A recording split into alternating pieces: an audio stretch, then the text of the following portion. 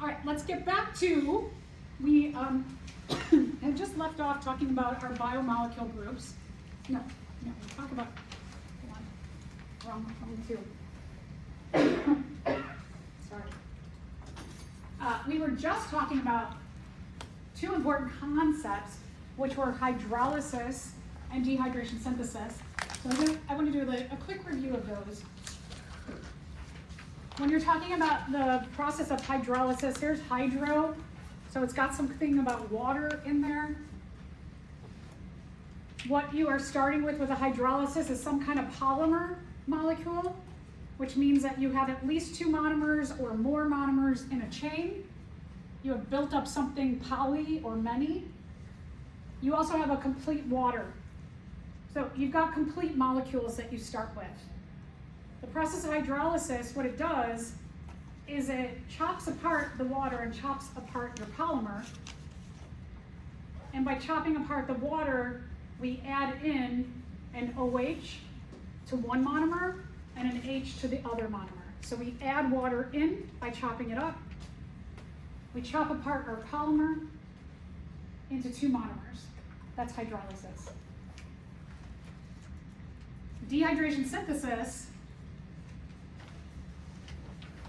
Dehydration means we're going to lose water by synthesizing or making something larger. So we start with two monomers. From those two monomers, we're going to dehydrate water out.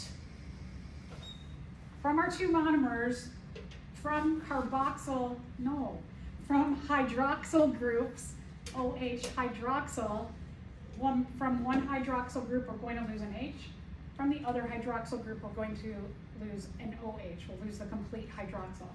So we dehydrate or lose water, and we synthesize this bond right here. Because over here, on our first monomer, from the hydroxyl, we lose the hydrogen. We're left with this oxygen. And then we're going to synthesize a covalent bond between that oxygen and the other monomer. So here's our synthesis. We are left with an oxygen bridge between our monomers, and we have dehydrated water out. So again, remember the words: dehydration, loss of water; synthesis, you synthesize something, you make something bigger. Anybody, any questions about just those little two processes? We'll visit these at every biomolecule group. So let's talk about our 4 biomolecule groups. We're going to take a look at the dehydration synthesis process for each of these groups, and then we're going to highlight some of the important members of that group for living things. Bio means living, molecule, so molecules of living thing. That's what we're talking about here. Okay, so let's start with carbohydrates. Carbohydrates have a 1 to 2 to 1 ratio of carbon, 1 carbon for every 2 hydrogens to every 1 oxygen. They're mainly made of carbon, hydrogen, and oxygen. These are our primary energy sources, and we say they're primary because they funnel directly into cellular respiration, which is the way that we break down our food into smaller, more useful bits of energy, which we're going to find out that they are ATP, which we'll talk about in a little bit too. So the smallest group of our carbohydrates are the monosaccharides. Mono means 1. Saccharide, sugar. So these are single sugars, 1 sugar. Glucose, fructose, ribose and RNA, deoxyribose and DNA, those are all monosaccharides.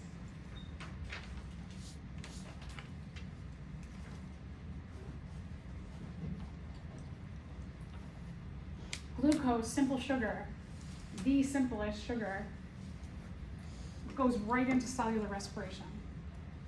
So if you need like an energy boost, you have a little bit of sugar. If you have too much sugar, often then it takes the process of cellular respiration to focus so much on breaking down all that sugar that you get a little like tired. So you want, you know, like a little bit of a good thing, but not too much of a good thing.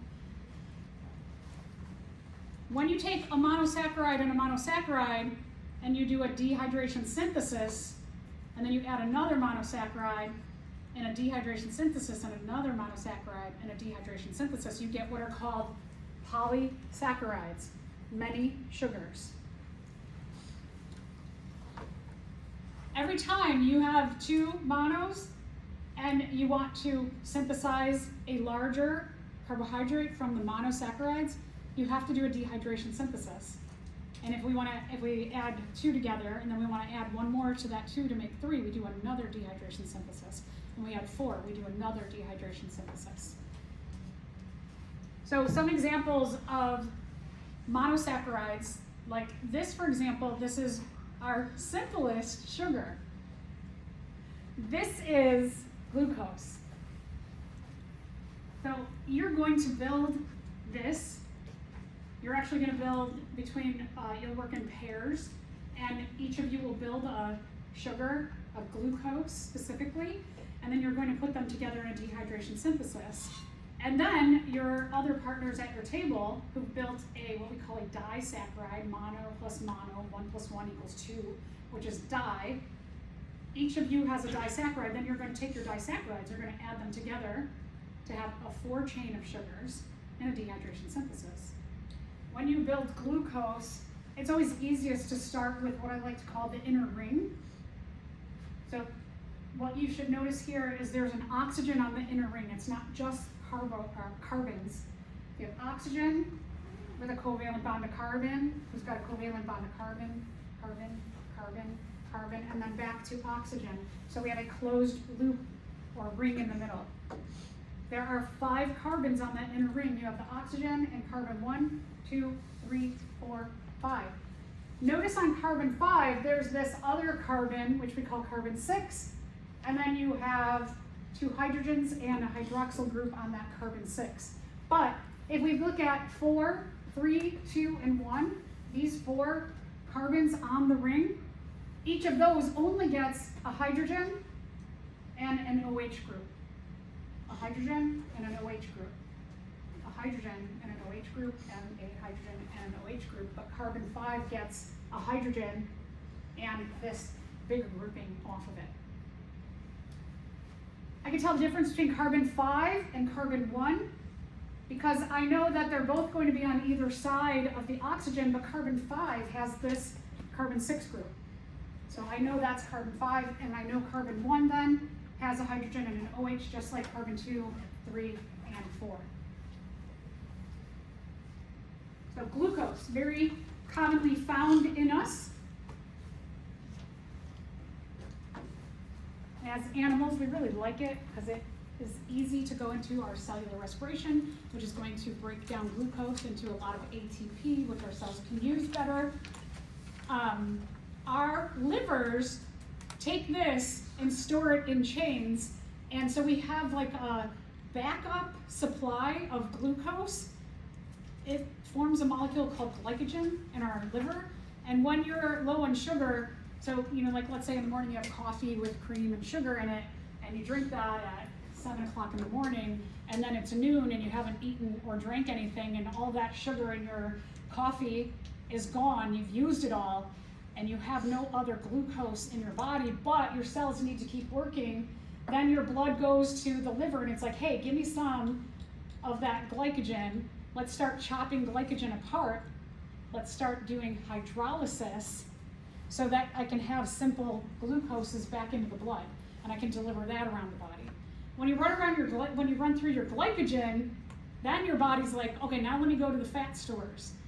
And then your blood goes to fat, and it's like, give me some fat, so I can chop that up in a whole bunch of pieces, of which one will become like a glucose, and then give you energy in that way. And then if you're out of fat stores, then your body will start eating your muscle. And it'll go to your muscles and be like, give me some protein. And so we have this kind of like process of the way that we get energy in our body. When it eats off fat, then is that when you start like losing weight if you're fasting? Yeah, so your body typically like exercise when you're doing like aerobic exercise. So let's say like you're somebody who goes to the gym every day, and the first thing that your body's going to do is burn through all of the glucose in your blood. And so that might take a few minutes to burn through that. And then once the glucose in your blood is gone, your blood's like, hey, I gotta still fuel these muscles because they keep going. So then it goes to the liver and it's like, give me the glycogen.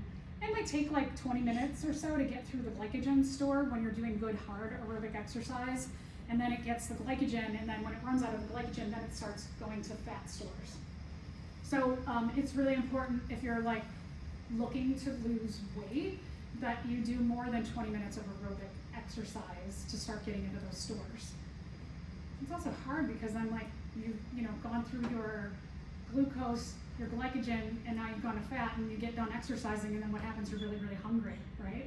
And so it's really hard, and it depends a lot on just like your own surging of different neurotransmitters as well as enzymes and hormones, whether when you go to work out, whether you walk out and you're just like, oh, I'm so hungry, and all you can focus on is hungry, hungry, hungry, hungry. Or if you're just like get through that exercise and you're like, your brain doesn't think about it. There's a lot of people who have an issue with their brain and they're starting to figure it out, especially all the research that's going on with like weight loss drugs, is that there are so many people who genetically, they can't stop thinking about food ever.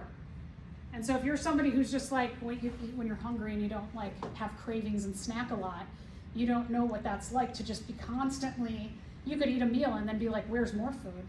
You could feel full. And then a person who has, they actually named it now food noise, that for some reason evolutionarily, your brain is functioning to always be looking for food.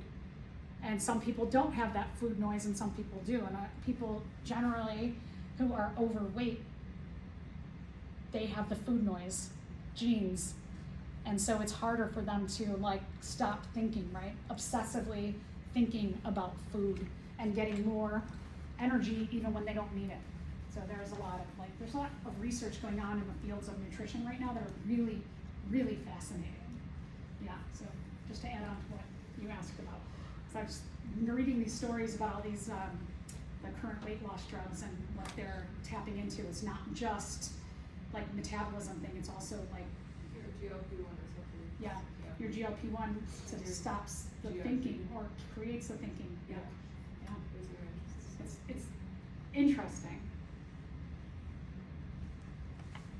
So fructose is a simple sugar fruit, simple sugar that's found in fruit. I like it's fructose for fruit. It's very similar to glucose, but just a little tiny bit different. And then I mentioned that DNA and RNA, DNA has the sugar deoxyribose as a part of it, and RNA has the sugar ribose. So we use sugars in a lot of different ways. We use them in our nucleic acids as well as in just like getting energy. Now, di, this term di here means two. So you're doing a monomer, mono 1, you're doing a dehydration synthesis, and you're making a 2-disaccharide. So anytime, again, you're adding on a monomer and a monomer, you're doing a dehydration synthesis. You're synthesizing. You're making two small things bigger. Or you're making them become something bigger together.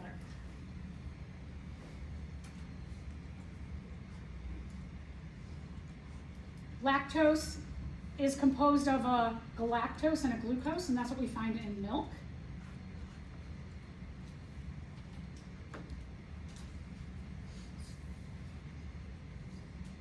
And if we take a look at like sucrose, for example, here, which is another sugar, we often find that in a lot of our like sweet foods and also just other things that have a little bit of sweetness to them, as we use sucrose.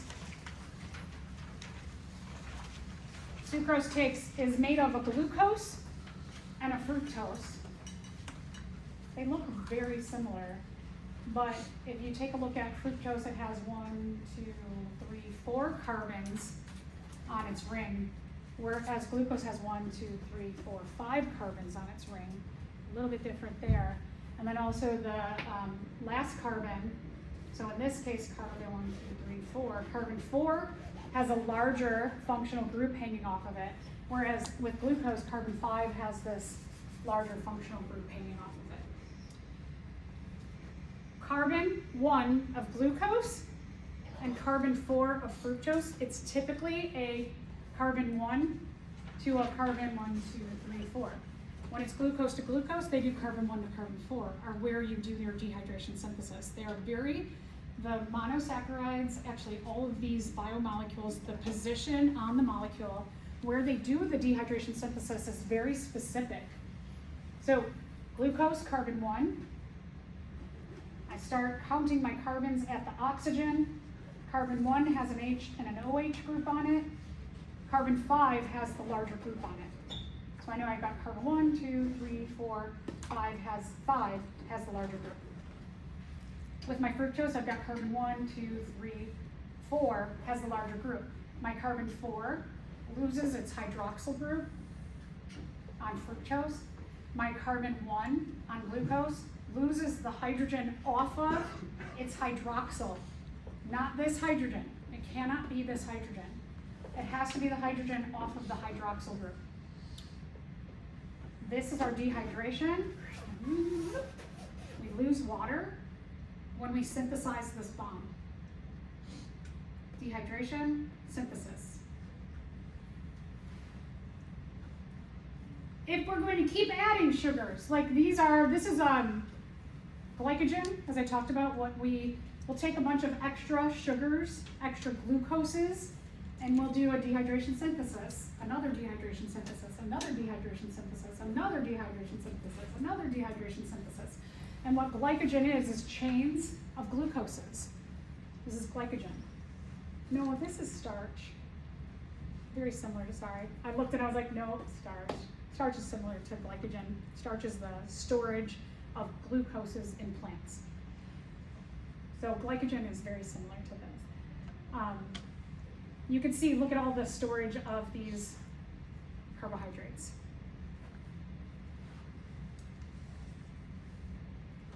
Next week, you'll take a look at and under the microscope, you'll take a look at starch.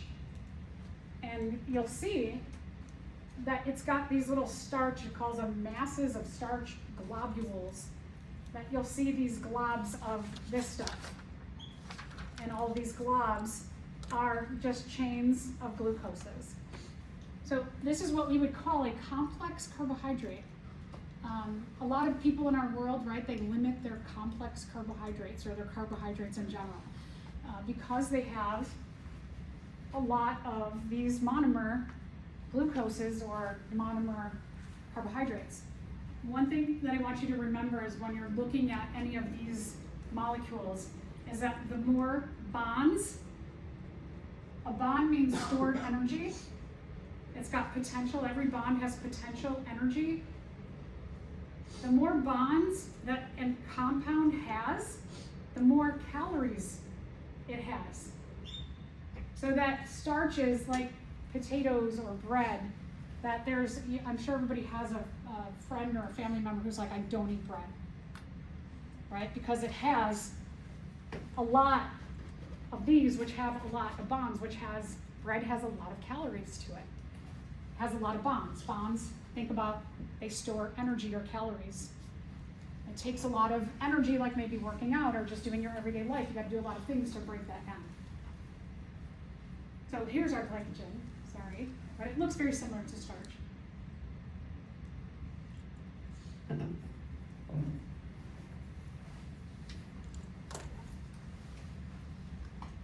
And cellulose is another complex carbohydrate.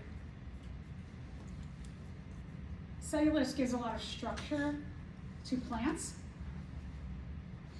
This is pretty interesting, the way that the monosaccharides are in cellulose is that not only do they do a dehydration synthesis between the carbon 1 and 4, but then they also do these cross dehydration synthesis and add another bond in between the layers. So like when you were looking at starch, it would have a chain and then it would have one covalent bond that would lead to another chain, and then it would have one covalent bond, another chain. With cellulose, they go crosswise And so the more bonds you have, the more you have to break down. And when the bonds are between layers, and you have layers and layers and layers and layers, and they start wrapping around each other, it's really hard to get at these inside covalent bonds. Because like when you have something that has cellulose is what you and I in our nutrition and diet call fiber. Having these extra bonds in here, and then you have a lot of these chains that wrap around and around and around with the inside bonds, our body tries to get at that energy, and in our digestive system, we have muscles that line all of our digestive organs, and our organs do things like peristalsis, which the muscles squish the food through. The squishing is not just to push it through our digestive system so it gets out. The squishing is also physically to break our food apart. So we chemically break our food apart, and we try to physically break it apart with this peristalsis muscle action as well. Fiber is very important to us because it gives more exercise to those muscles. That your muscles have to work really hard to try and get at these internal bonds, but they never do. And so we always have, with our fiber, we have, at the end, we poop out a lot of fiber that we don't get all the potential energy out of our fibrous foods, and we intentionally should be doing that to exercise our digestive system.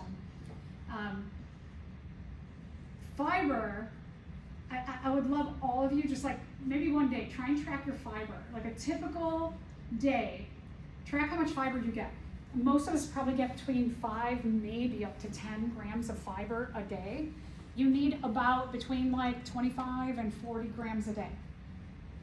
So we are, as a society in general, we are really not getting enough exercise to our digestive systems. And a lot of people, there's a lot of digestive disorders that happen, right? Some of that's genetic, and then some of it is genetic along with you're just not getting enough fiber and exercising your digestive system the way that we really need to, the way that our ancient ancestors exercised their digestive systems. So try and think about that. The low amounts of fiber that we get combined with our genetic predisposition to certain kind of cancers. Everybody is not genetically predisposed to every kind of cancer, but the combination of a lack of fiber, your genetic predisposition, and your environment of not getting enough fiber, all of those things, or getting enough fiber, can like lower your chances of getting certain kinds of cancer. Not getting enough fiber can also exacerbate your potential to get heart disease, can exacerbate your potential to get diabetes, especially type 2 diabetes.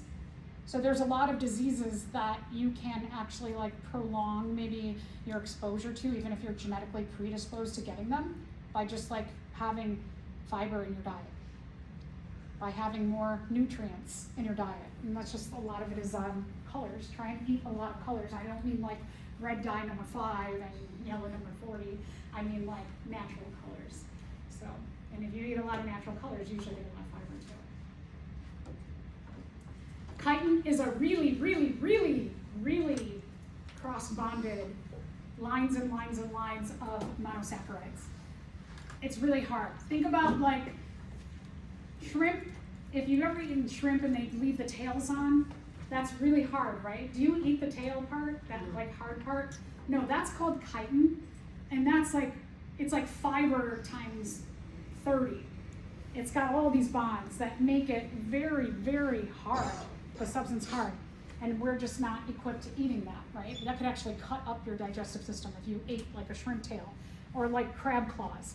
If you ate the hard part of the claws, that could be really like jagged through your system. So that's a really strong kind of carbohydrate.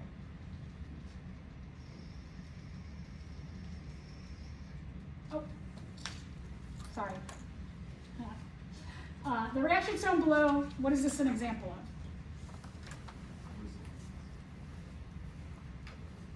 We just looked at it.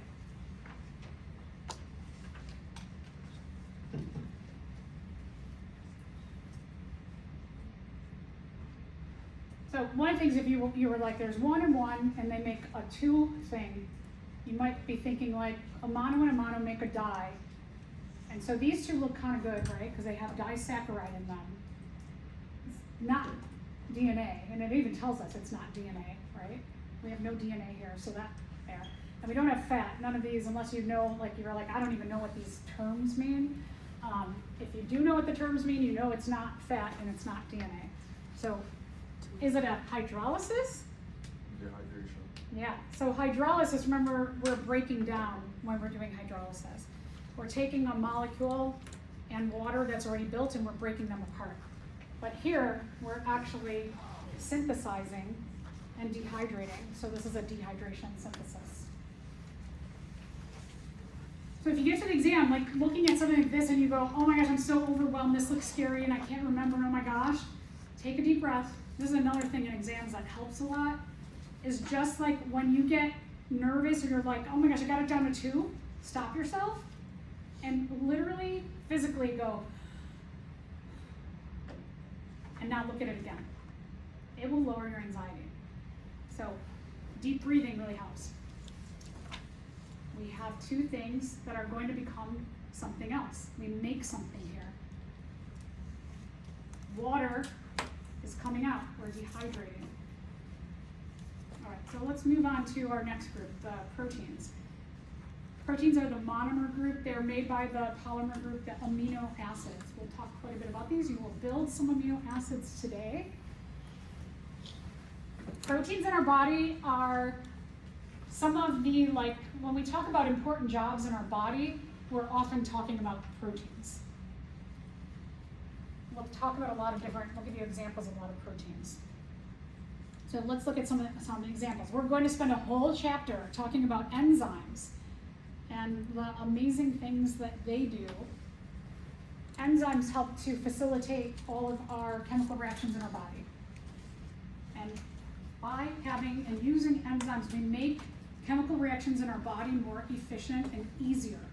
They make our lives easier. Keratin, it's in hair and nails. That's why like some like nail strengtheners will say keratin on them.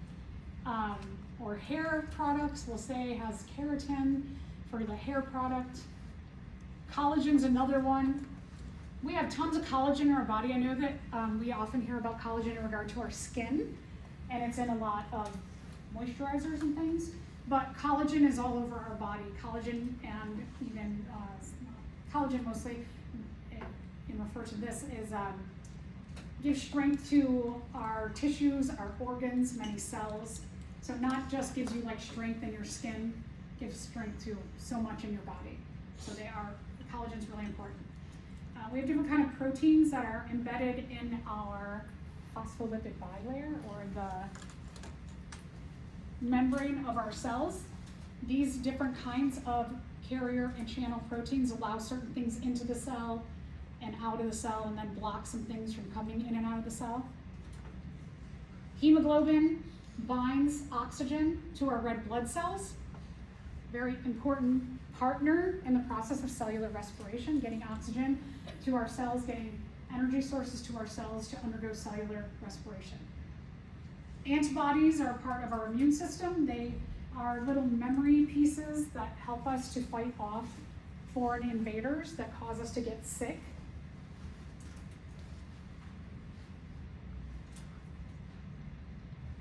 Hormones are messengers in our body.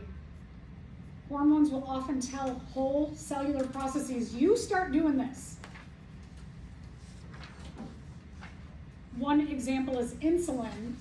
Insulin is a hormone that travels around in your bloodstream. It comes from your pancreas, the islet cells of your pancreas. And insulin takes sugars in your blood and it gives them the ability to get into your cells.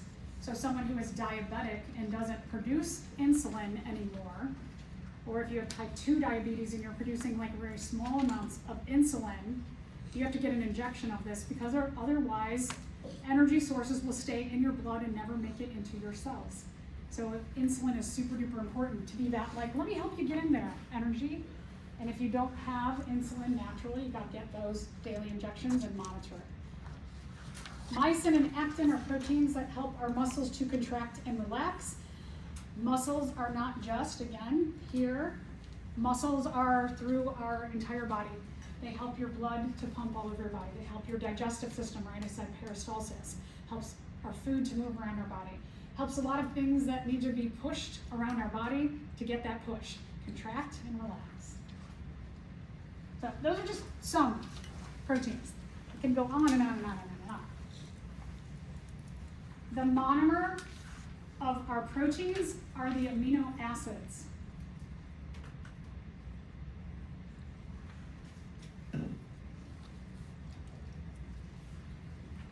Every amino acid has the same basic prescription. They have the same main parts.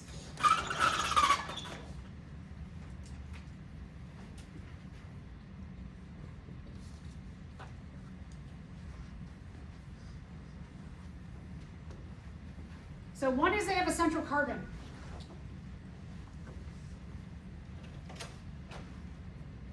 Our central carbon, remember we said carbon's great because carbon has 4 electrons in its outer shell and it needs 4 to be full. So it can bond with 1, 2, 3, 4 different things.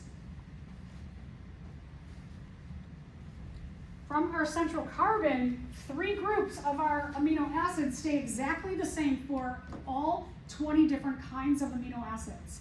So this is one thing that I like. I like when things have like a recipe that there's always a hydrogen group.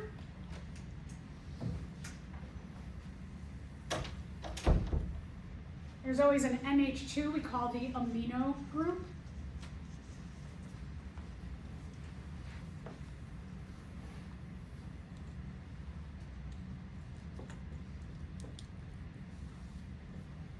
And there's always a carboxylic acid group, or we might call it carboxyl. Sometimes it's referred to as either of those. So these 3 things are always a part of every amino acid. The one thing that's different for all 20 amino acids is this, what we call R.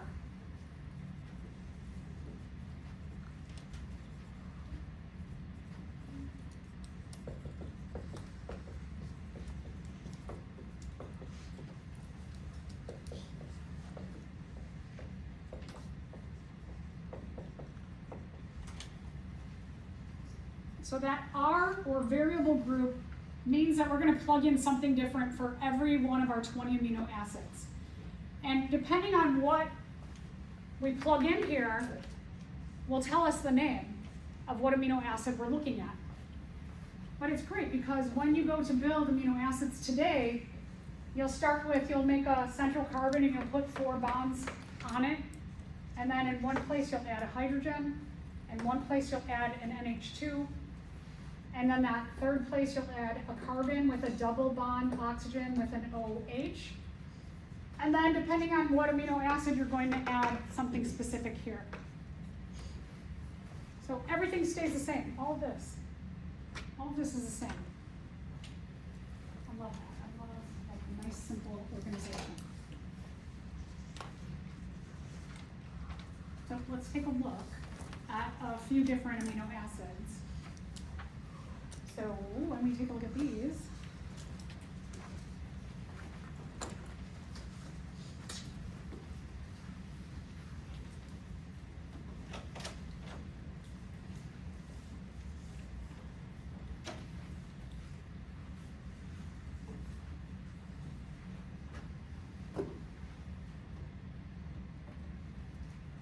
what's in blue is the one thing that's different. Everything that's highlighted in blue is our group. But the rest of it is the same.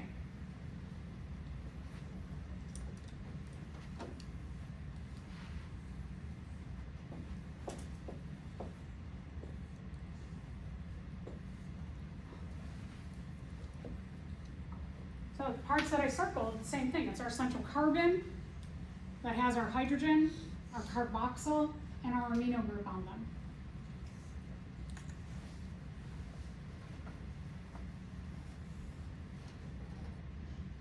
So when I have my main part of my amino acid and then I have a CH2 with an SH on there, I know if I look this up and be like, what?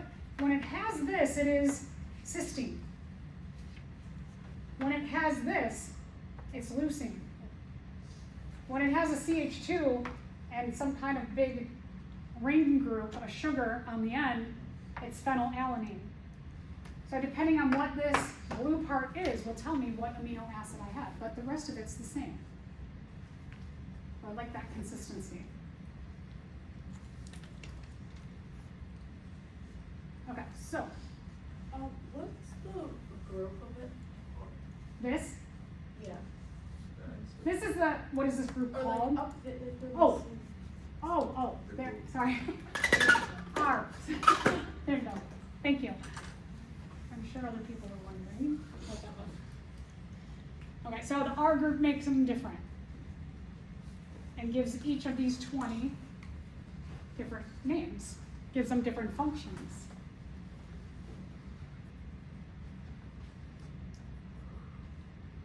Okay, so now, when we do a dehydration synthesis for our 2 amino acids, this is really, really, really, really, really, really, really important. Just like when I said the carbon 1 of a sugar goes to the carbon 4 of the other sugar, right? The carbon 1 loses an OH, the carbon 4 loses an H, or vice versa. I think it's a carbon 1 loses an H off the OH, and the carbon 4 loses the OH. So we know exactly where the dehydration synthesis will occur in our glucoses. We also know that in our amino acids. So our amino acids, one amino acid, the carboxyl or carboxylic acid side of the amino acid is going to line up with the amino side of the other one. So notice that this is the same. That we could carbon copy this and put it here. That at the front end of this amino acid, we have our amino group. In the middle, you have your central carbon with the hydrogen and the R group. And on the end, you have the carboxylic acid group. This is the same thing. We start with amino, right? Started with amino. Then the central carbon with the R group and H, the hydrogen. And then our end cap is the carboxylic acid group on both. When they do a dehydration synthesis, the carboxylic acid end of one amino acid lines up with the amino group of the other. It has to be carboxylic acid to amino group. From the carboxylic acid group, you're going to lose the OH. From the amino group, you're going to lose the H. Here's your dehydration.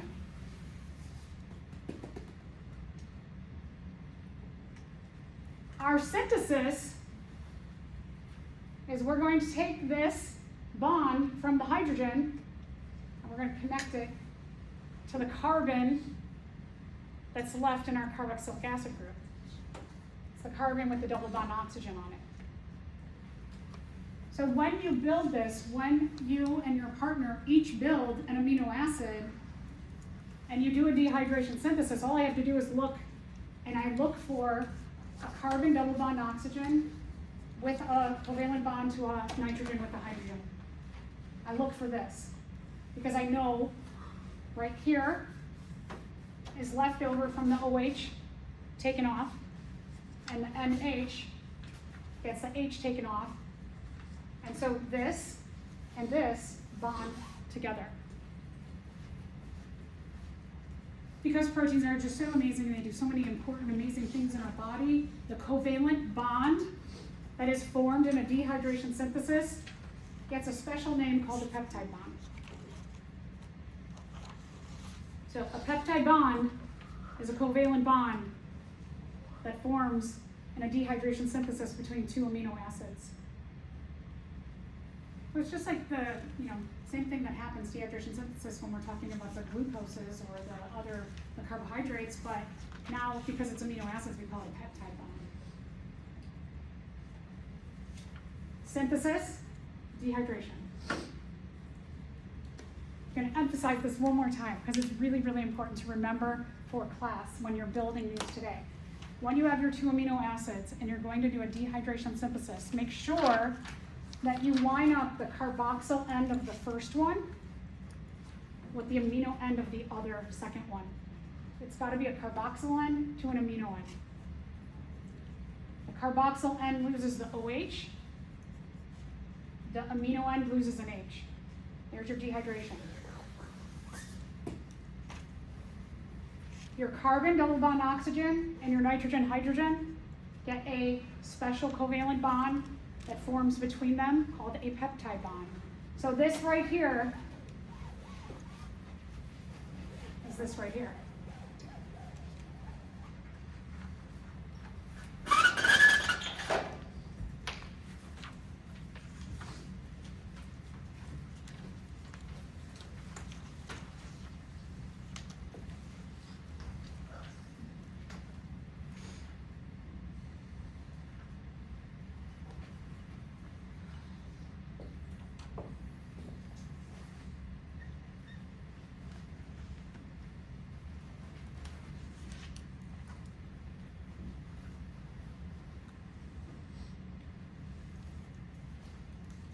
Recognize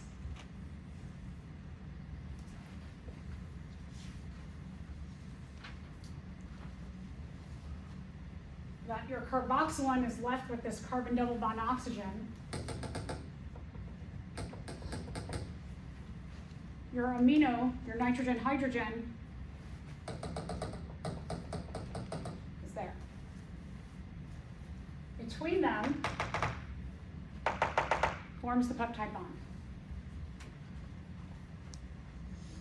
The molecules are super duper duper specific. So when you're building these, if you decide you're just gonna do it some willy-nilly way and you're like, I'm just gonna take this hydrogen here with the OH, I'll take that off and I'll put it this to here, I'll just walk up and say, no, wrong connection, rebuild. So make sure you do it right. Anybody question?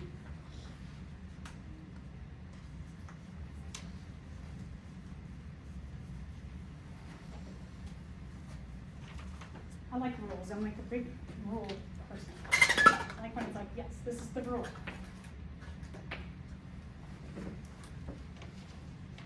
All right, a little bit about protein structure. Proteins have certain structures, right? We said all those different proteins, they do certain jobs, and they're all shaped certain ways to do those certain jobs. So, like, for example, if you're going to wash floors, you're going to use a mop, right? And the mop has like some kind of absorbent thing at the end that you could put liquid and cleaner on, and then you can push around the dirt and it sucks it up, right? Would you use a hammer to wash your floors? No, it's not the right shape and function, right? It's like, why, if I said wash the floors and I handed you a hammer, you'd be like, huh? Right? It's just like the proteins. They all have a certain shape to do their function. They're all very different shapes. Now, what if my mop, I hand you a mop and it has no squishy part at the end to suck stuff, liquid, and the cleaner up, right? I give you a mop and it's just like plastic at the end. What would you ask me for? The end of the mop, right? You'd be like, where's the other? You're missing the part of the mop, right? So somehow the mop, the most important part of it got destroyed.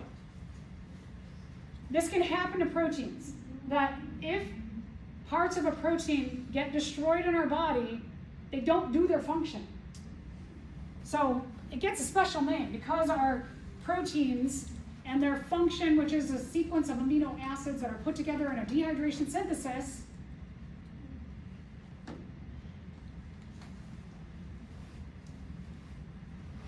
if something comes along and it destroys the structure of the protein,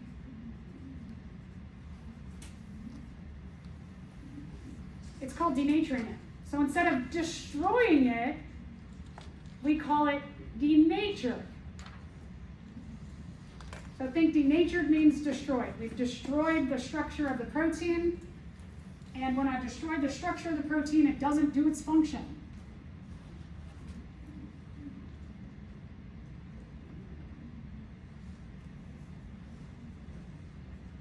denature or destroy a protein, it will not perform its function.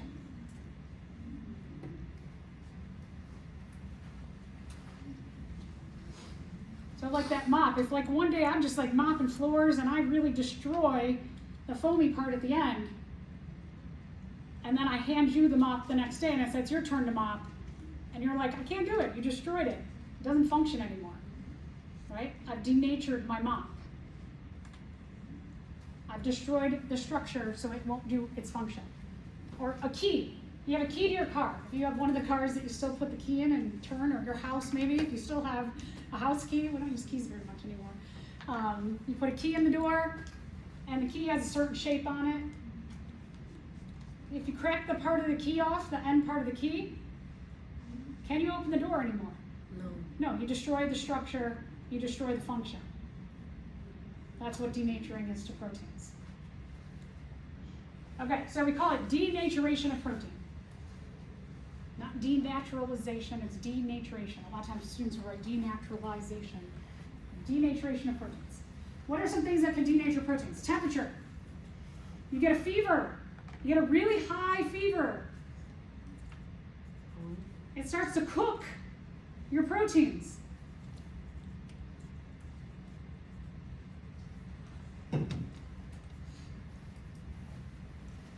So like an egg has two different forms, like an egg you might eat, right? You crack an egg, it's all gooey.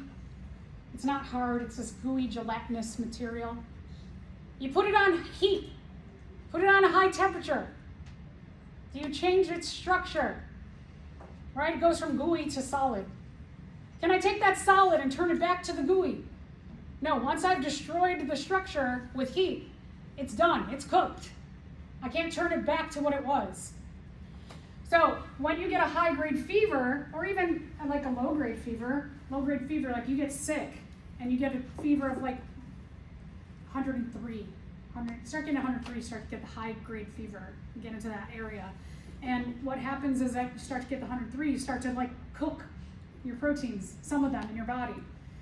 And what that does for your recovery from the sickness is it really slows it down. Because some of the things that you have cooked are things that will help you to get better. And they're cooked, you can't use them. And so it takes longer for you to fight off the infection. It also takes you longer to recover because not only are you recovering from that war and that infection you have, but you're also recovering by remaking all those proteins that got cooked in the high-grade fever. So that's why sometimes you get really, really sick. It could take you months to recover fully, where you're like, I finally feel normal again. Because you got to make up all those proteins in addition to fighting off that agent that's fighting you. pH is another one. So we talked about buffers when we talked about pH. That if you have too acidic or too basic of an environment, it will essentially do like cooking of your proteins. Anybody eats ceviche? What is it?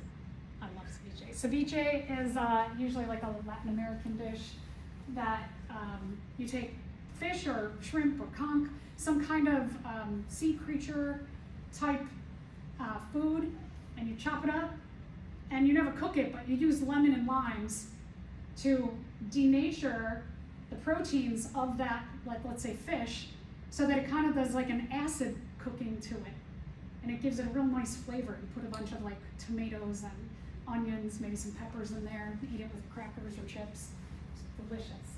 But instead of cooking, you use acid to denature the proteins. So proteins can lose their shape and lose their function. Remember that we talked about homeostasis. Homeostasis means keeping everything in a set range. We want to keep our body around 7 pH. We know if it gets too acidic, too low, that's bad. Too high, that's bad. This is why. Our body temperature, we want to keep it around 98 degrees, somewhere around there, right? Too high, too low, we're in trouble. So denature your proteins, you change their function.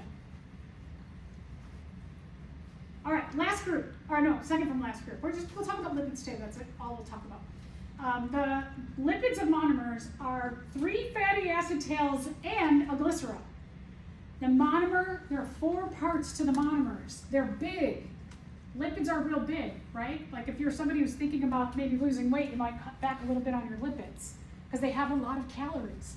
They have a lot of bonds. They're really big. They do a lot of dehydration synthesizing.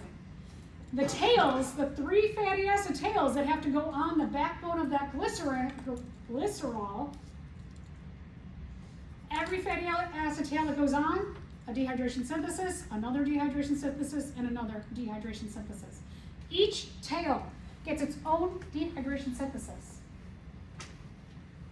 Some fats have 2 tails, so they get 2 dehydration synthesis. Lipids in general are what we call hydrophobic. Hydro, what's this refer to? Water. Water. If you have a phobia of something, do you like it or not like it?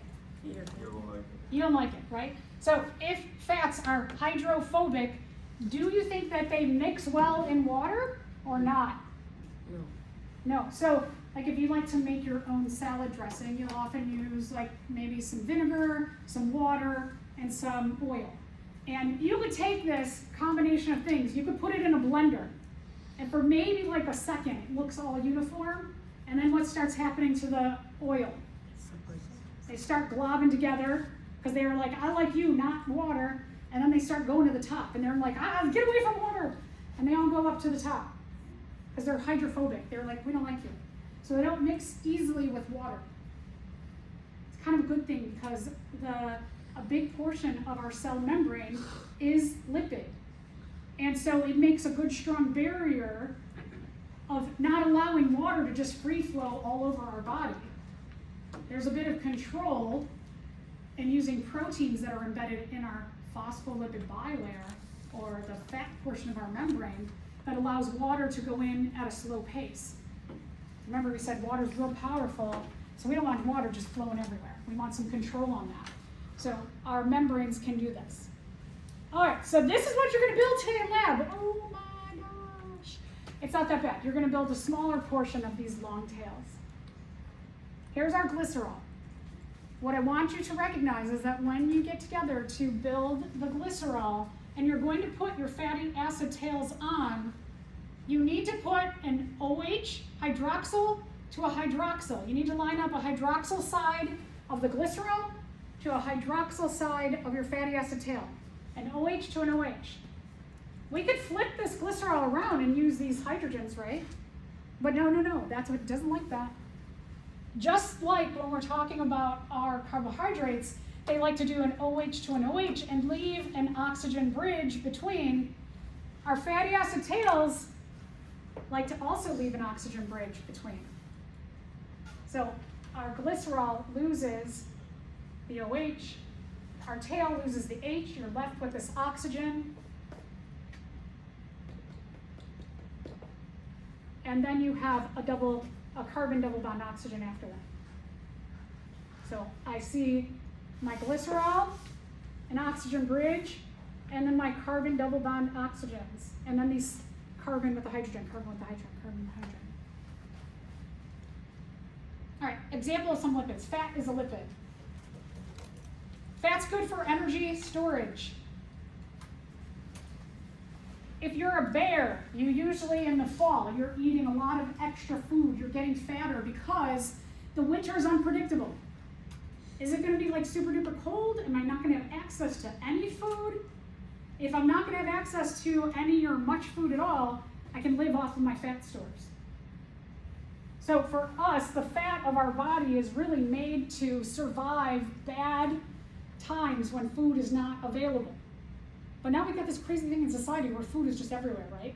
And not only is it everywhere, but we can actually chemically manufacture our food to taste better than it is.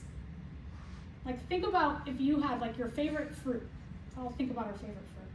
Now think about a candy of that favorite flavor of fruit. If I put a bowl of that fruit in front of you and that candy, consider what would you choose? The fruit. Yeah, so it can go either way, right? But there's chemicals in that candy to mimic the flavor that you like. So because candy is often used as a reward system in our society, that a lot of times teachers, coaches, parents that say, if you're good, I'll get you candy, then you might go, I want the candy.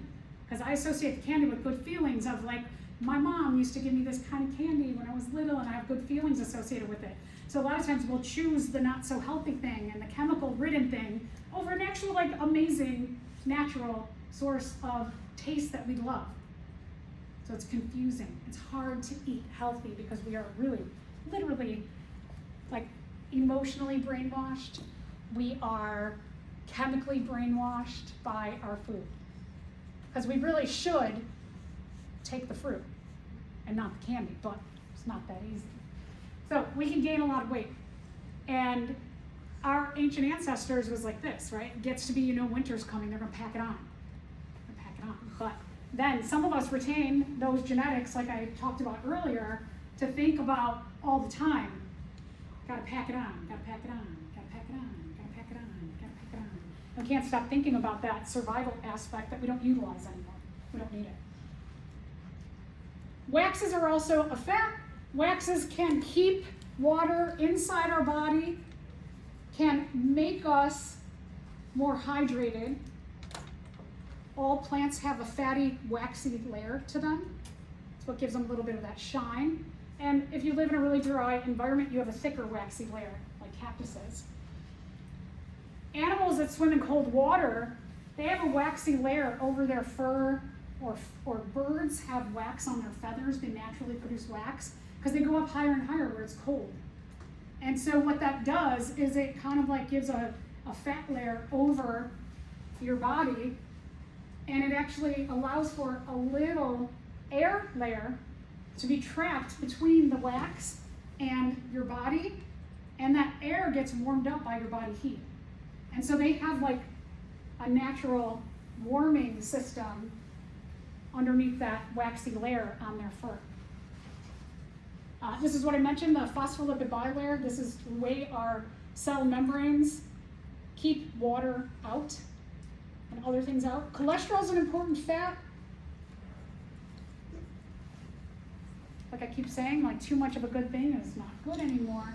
So we need cholesterol for our cell membranes to function, but too much cholesterol is not good. It dries up and it makes our circulatory system brittle. We can have heart attacks.